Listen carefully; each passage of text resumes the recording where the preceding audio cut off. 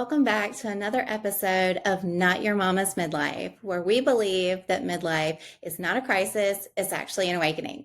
Hi, I'm Tasha Davis. I'm a nurse practitioner and the owner of Downtown Hydration and Wellness in Aiken, South Carolina. But for today and for future episodes, I will be your host and your tour guide through all things perimenopause/menopause. So let's get into it for today. I am so excited about this episode. We took last week off because it was Thanksgiving, and I, like many of you in this age of midlife, was enjoying time with my children. My son came home from college, and so it was so nice to have both of my kids under my roof at the same time. So I know you guys can appreciate that. But I am back today to talk about some kind of quirky things about midlife. Some of the things that we are scared to say because we're not quite sure if other people are going through it, or we think that, again, something's wrong with us because, as we've talked about before, that is our typical default. So we're going to say the thing because that's what we do. And so I hope by the end of this podcast, you guys will kind of breathe a little sigh of relief and know that you are not alone in some of these weird, quirky things that are happening if you are on your perimenopausal journey like I am. So first things first, let's talk about the hat. Okay, let's talk about the hat a minute. If you're joining us on YouTube and you're watching this via video, you will see that I am wearing one of my lovely hats. It was a little token memento from my trip to Ireland. But today, it was not about Ireland so much that I was wanting to wear a hat, although I am kind of a hat kind of girl. It was more to do with a little situation that happened. I hope that I get some feedback that I am not alone in this, but I'm just going to be transparent. So what had happened was I had just this overwhelming desire and need to cut bangs. Yep, cut bangs. Because that is what happens in midlife. We look around and we just want things to be different, right? We need something new. We need something fresh. We're looking for that dopamine hit. And last Wednesday, the day before Thanksgiving, that dopamine hit came in the form of looking at my hairdresser, God love her, and saying, I'm thinking I want bangs. To which she was like, oh God, are we in a crisis? And I'm like, no, just been thinking about it a while and I want to try it out. So she was very reluctant to do that. However, she's my girl. So she cut the bangs. So she did it in a way that it was kind of like a happy medium, like not fully committed, but we were just dipping the toe. We were dipping the toe in the bangs. Well, I get home and she was a little nervous. She was like, please tell me what your boys think, what your husband thinks. And she loved them and I loved them, and my kids and my husband, everyone was loving the bangs, right? Loving it. You know, a couple of people that saw me on Friday were like, yes, the bangs look great. I was feeling myself in them. So now we are, a little bit out from that and not sure I'm feeling it. I am toying with the idea that maybe that luteal phase got me good this month. Okay. So I did not realize how much work is involved with doing bangs. I'm used to kind of blowing my hair, getting it to where it needs to go and just keeping it moving because I'm a busy girl. You can't do that with bangs, just FYI. So if you are one of those who thinks, you know what, I feel like I need bangs, I want you to just ask yourself, number one, are you in a crisis? Okay. Are you in a crisis? If you are, put the scissors away. And then the second thing I want you to ask yourself is, where am I at in my cycle? Am I luteal? Is this a luteal thing? So it may not be. It may be for you. And I'm not 100% convinced that I'm not feeling the bangs. It's just I've got to get used to it, right? I've got to get used to putting in that effort and that work. I'm just not used to it. I haven't had bangs. I was like, I got up Friday morning and the first thing I thought was, oh my gosh, this is given third grade yearbook pic. You know, the one I'm talking about, right? We've all got that third grade yearbook pic. So I am sporting my hat today, and thankfully, it's a cute hat. And so that's what I did. So if you're in the office in the next week or so, you may see me in a hat or you may see me with bangs, but either way, it's going to be fine. Okay. So that is one part of midlife that can happen. We just look at ourselves, we look at our environment, things in our home, and we're just like, I don't recognize any of this. This doesn't look like me. This doesn't fit me anymore. It could be, it's Christmas time. Everyone's decorating for Christmas. So you could find yourself looking around going, who the heck picked out these decorations? It could be decorations that you have had forever. You're just not feeling it anymore. It could be your clothing, right? We go into our closet and we hate it all. We absolutely hate it all. It's not our style anymore. It's not our color anymore. And we just do not like any of it. Just all of it can just like go away, box it up, give it to Goodwill, throw it in the floor in the corner, like you're punishing it, So those are also very normal things to happen in perimenopause and menopause because we are on this transition. So the estrogen is estrogening, progesterone and testosterone. We're just kind of all over the place, trying to find some normalization. And sometimes that just causes those extreme viewpoints about things, about ourselves, about our environment, about our clothing. And so just know that if you walk into your closet one morning and you are literally not feeling any of it, and you are almost like, what the heck was I even thinking when I bought this? You're not alone, right? We are all going through that, and it happens to the best of us. And so my recommendation is just like, again, am I in a crisis? Am I in luteal phase? And then just kind of go from there. And it's okay to reinvent yourself. Hey, I love that. There was a period where it was like, I was wearing a whole lot of black, right? And I still love me some black outfits. Out of my cold dead hands will you get my black leggings. But, maybe, now I just like a little bit more color. I like a different style now. I don't want things, I want things to look very flattering on me. And so, again, if you are going through the same thing, hey, that's normal, right? And that you're not alone in that. All right. So, some other things that could be happening is you start noticing that you smell different. Yeah, smell different. Not saying smell bad, right? But maybe just smell different. Or maybe your perfume and your shower gels or whatever it is that you use just doesn't smell the same anymore, right? Or it could be that you just notice that maybe you work out pretty regularly and now you're noticing that after your workout, like you're used to having an odor, but now it's different. So again, we're not doing good or bad. We're just noticing that there's a different smell to us. You are not imagining that. That can absolutely be happening for you. And there's some reasons why. Again, those hormones are fluctuating. And due to those fluctuating hormones, it can absolutely cause changes of our body chemistry and how we smell. Another thing that could be happening to cause that is if you are someone who is experiencing hot flashes and then you start sweating, that can also, with that increased moisture, cause some bacteria, and then that can induce a different smell as well. So if you are in your perimenopause and menopausal journey and you are noticing that you are smelling different, your perfume that you have been wearing for 25 years just doesn't hit the same anymore, just take a deep breath, Nothing is wrong with you. Your hygiene is totally fine.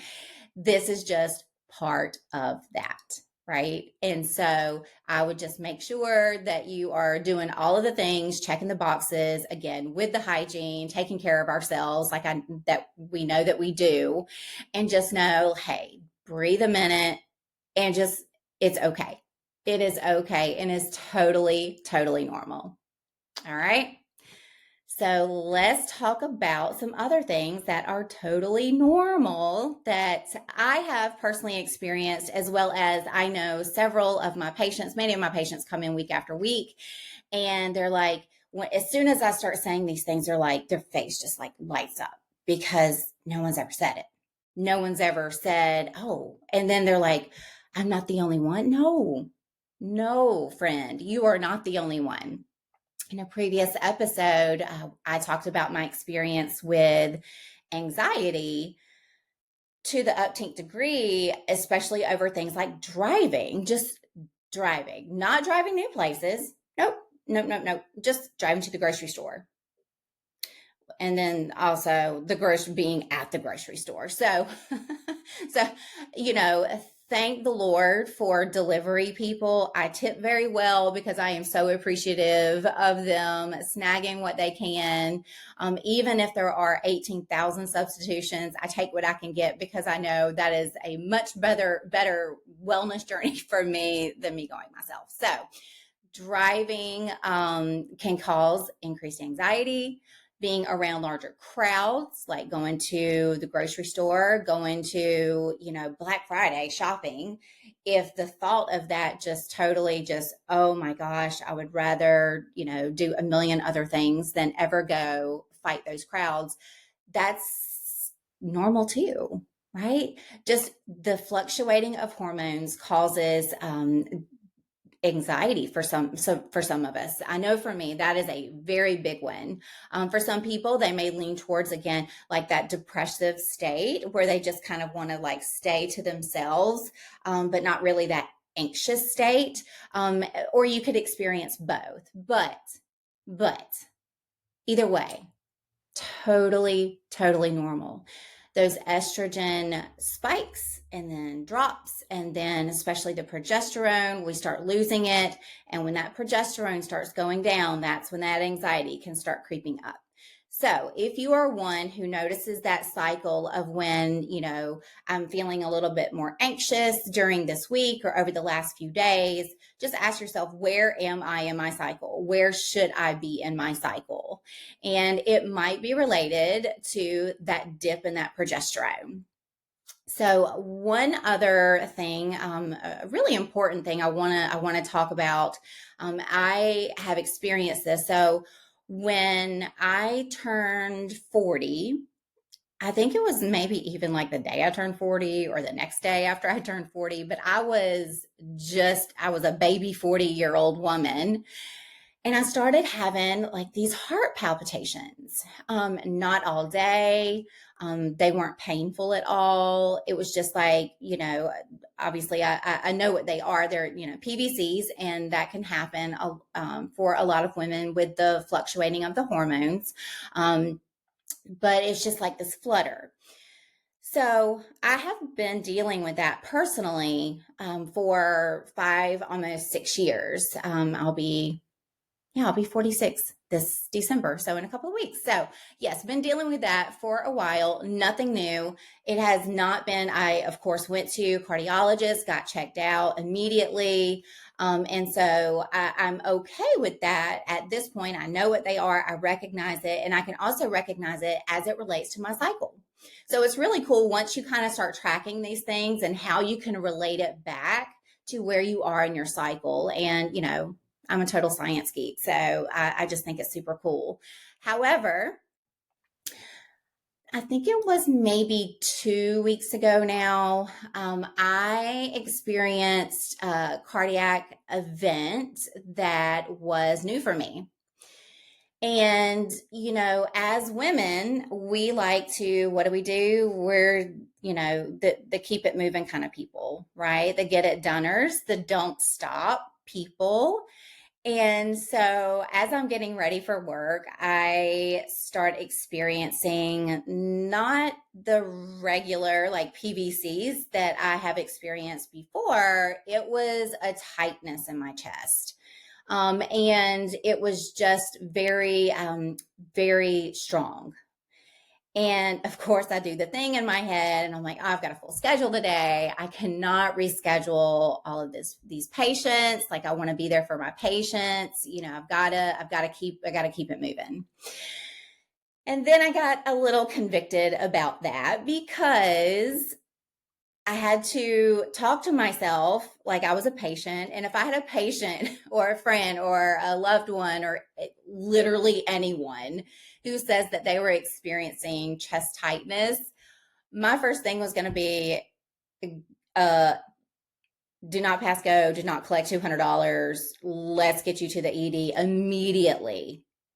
And so, as much as I was trying to explain away what was happening, and I'm like having chest pains, and I'm like trying to blow dry my hair. This was before the bangs, so it wasn't the bangs that caused the chest pain, FYI. But I'm sitting there and I'm trying to blow dry my hair, and it's just like so obvious, so glaringly obvious that I needed to go be checked out. And so, in that moment, I'm like, okay, Tasha, talk to yourself like you are a patient. What would you do?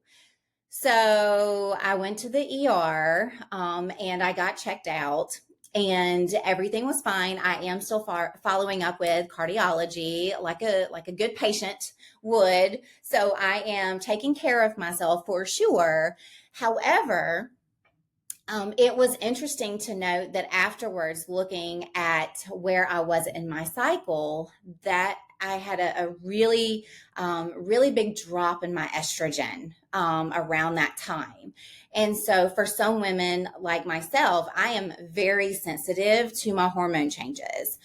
So, when my estrogen is way too high, I'm more reactive, right? I'm more just on edge. I want to burn it all down, right? I want to just set fire to everything. And so for me, it would make obvious sense that if I'm that sensitive to the increases, that I'm maybe am that sensitive for when it starts dropping too. So again, not to say that it's normal. Chest pain of any sort is not normal. And so if you are experiencing any of these palpitations or cardiac changes, chest tightness, pain, 1,000%, you have got to get checked out immediately. Do not delay your care. It is so important. And I will say that as much as I hate going to the ER, just like everyone else does, despite the fact I used to work in one, despite the fact that I'm a medical provider and send people there myself, I do not enjoy it either. But you cannot put a price on that peace of mind of just getting checked out. And my children deserve a mom who takes care of herself, right? So again, we go back to, you can't pour from an empty cup. So I can't take care of my kids if I'm not here, right? So I got to do what I got to do to make sure that I am able to show up and be the best mom and the best wife and the best provider for my patients.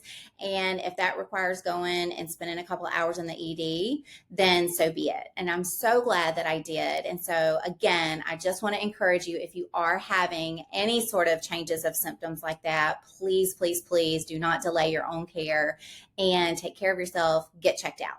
All right. So let's move on. Let's go back to the hair. So I have historically been someone who has had like oily hair and oily skin, or like combination skin at best. But I was always more of like, I have to wash my hair every single day because it would be so oily. And at some point over the last couple of years, I've noticed that when I wake up in the morning, it's more, swamp monster-ish, if I'm being honest. I'm like, what is happening to me? Like, why am I waking up looking like this? And so a lot of things are changing with like my hair is just like all different places and stuck there. and it's not oily at all. I am one of those that I do tend to like to wash my hair still every single day, but I think it's because it's more of like years of having to do it. But I have noticed that, my skin and my hair have changed in perimenopause. It's a lot drier. And so, with the dry hair, sometimes you may notice that you don't need to wash your hair as frequently, and that's okay, right? That's totally fine. Everyone is different. Some people don't have any issues with drier hair. I personally have, and again, this is that hormone fluctuation, the drier skin, the itching of the ear, right? Do y'all get that? Because my ears will like itch, right? And I have to get a Q-tip and just like kind of scratch that ear in there, which is not the best, best thing to do, best option to do. Medically, I do not encourage you to insert Q-tips into your ears. I'm just telling you what I do sometimes just because it is itching, right? And so when we're going through perimenopause and we're having those fluctuations, we can get, especially when that estrogen drops, we can get drier skin, drier hair, more brittle nails. And in the ears, you could be creating like less earwax. So there's less moisture in there, which is causing that dryness. And so again, things that you wouldn't necessarily think could be related to your hormones and midlife, as far as an itchy ear, yeah, dry eyes or vision changes. Yeah, who else has noticed that the soup cans when you go grocery shopping or the recipes on the back of something, they're a little harder to read? Yes, we absolutely have those vision changes during midlife. And so it's really going to be really important for you to stay on top of that with your eye professional, just making sure you're getting your exams, because again, the vision can fluctuate with those hormones. You can have a lot more drier eyes. I experienced that myself. Is just, everything's just dry. Mouth is dry, lips are dry, skin is dry, ear is dry, eyes are dry, hair is dry, just drying up. Okay. Drying up. um, did I mention that my tagline for this podcast is "It's not a crisis, it's an awakening"? So this may all sound like it's a crisis, but I'm going to spin it that we're just naming it, and so we're going to concentrate more on the awakening of what this is. Is just saying, oh, that makes sense. So if you're like me, I just like to know the why behind it's happening. I'm okay. Like, it is what it is kind of a thing, but I do like to know the why. There's comfort in that for me. So I hope that it's comfort in that for you as well. All right. So let's talk about something else. We're going to get away from the physical things. This is probably one of my favorite things to talk about for women in midlife is who else is totally obsessed with crime documentaries, and why did it start when you were going through perimenopause? Okay, me. There ain't a Dateline episode, right, that I will not park in front of if it's on TV. And we love it, right? The true crime dramas, the documentaries. I'm not as big of a fan on like the reenactment types, but I want an FBI room, right? And I want the light shining in them. And I just want that like interrogation, right? I love the suspense and the interrogation. So I know I'm not alone in that. I know so many of you are like me and you are loving the true crime documentaries. And it just kind of happens around this midlife process. Why? Well, because there could be a little bit going on to make that happen. Number one, as we are going through perimenopause, we are becoming more self-aware, right? Self-awareness is at an all-time high, which is great. And so I think, just my humble opinion, I think when we are becoming so self-aware, and then we start watching these true crime dramas, documentaries, we can pick up on things, and we love that. right? It's a dopamine hit, and we're always chasing the dopamine. It's a dopamine hit to be able to say, I knew that, I call it, I knew who took her, I knew who did that, I knew who did this, I knew this person was sketchy.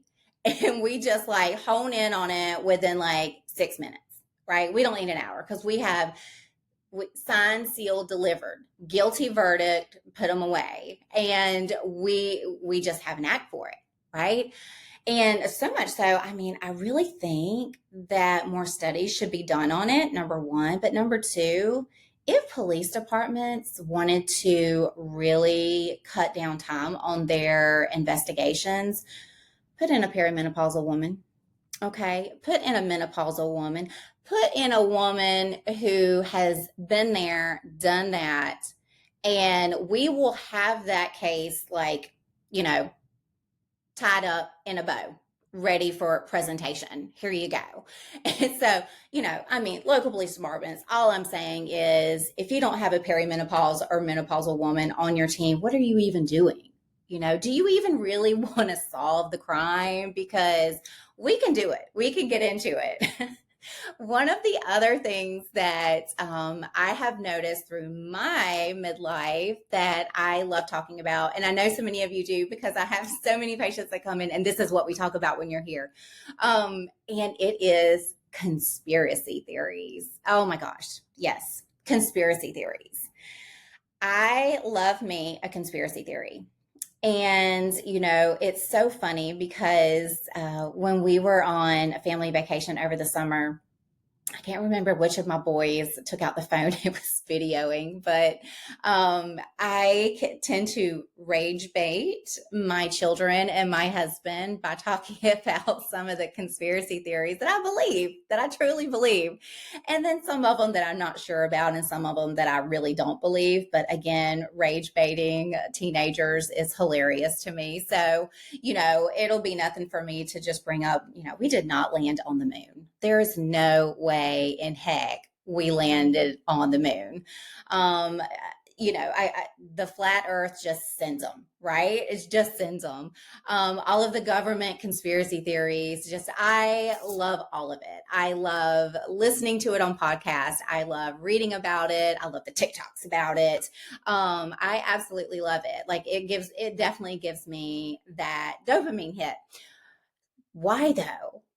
Why? And I think that it goes back to self-awareness, right? So we are so self-aware, and now we're looking back over our lives and we're kind of questioning things that we were told were true. Maybe it was about, family events. Maybe it was about members of our family. Maybe it was about things that we learned in school that's, now we've come to know that it's not true. That could be so many things that we are just more self-aware, and we are just in a place of thinking for ourselves, right? We are prioritizing actually thinking for ourselves and forming our opinion of what sits right with us, not just being yes and yes people. The good girl conditioning is gone. So we're not just like taking your word for it. We're kind of sitting back and saying, maybe it's true, but maybe it's not. And that being okay. There's so many conspiracy theories that a couple of them I am pretty locked in on. I'm going to be honest. And if you've been to see me, you probably know which ones I'm talking about. And we agree on them. But there are some that I'm just a little unsure about, and that's okay. I have just gotten to the point of my life where not a lot's off the table. And that's fun. It's fun and exciting to just think, oh, well, maybe it could be this, or maybe it could be that, or maybe it's not anything that we can even fathom. And I just love the mystery of it. I love deep diving into things that interest me and coming up with my own opinion. And sometimes it does. Yes, it feels a little rebellious when I have a differing opinion than other people around me. And I like to have fun with that. So anyway, the conspiracy theories, I want to hear from you. What are yours? What do you believe? What do you not believe? What's your favorite true crime documentary? I'm always looking for a new one.